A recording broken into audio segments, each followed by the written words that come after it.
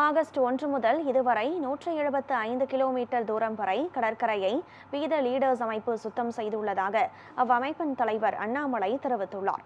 தூத்துக்குடி திரைஸ்புரம் கடற்கரையில் நமது கடற்கரை நமது பொறுப்பு என்ற விழிப்புணர்வு இயக்கத்தின் கீழ் வீத லீடர்ஸ் அமைப்பு சார்பில் கடற்கரை தூய்மை பணி நடைபெற்றது.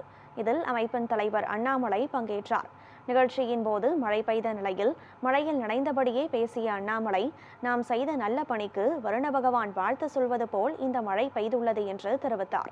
இதுவரை 175 கிலோமீட்டர் கடற்கரையை சுத்தம் செய்துள்ளதாகவும் ஆண்டின் 365 நாட்களும் இந்த பணி தொடரும் என்றும் 20 லட்சம் மரக்கன்றுகள் நடும் இலக்குடன் செயல்படுவதாகவும் கூறினார்.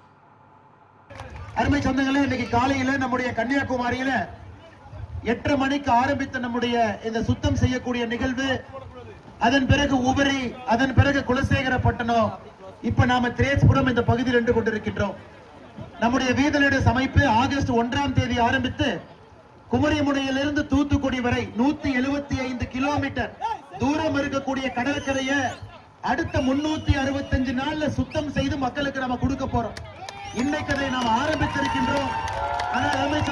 ஆரம்பித்த உங்கள் எல்லோருக்கும் நன்றி தெரிவிப்பதோடு மட்டுமல்ல, அடுத்த 365 நாட்களும் இந்த பகுதியில இந்தியாவில் இது போன்ற ஒரு கடற்கரை இல்லை என்று சொல்லும் அளவுக்கு நம்முடைய வீத லீடர்ஸ் அமைப்பினுடைய தன்னார்வ நண்பர்கள் எல்லோரும் இணைந்து இதை நீங்கள் சுத்தப்படுத்த வேண்டும் என்று அன்போடு இந்த நேரத்தில் கேட்டுக்கொள்கின்றேன்.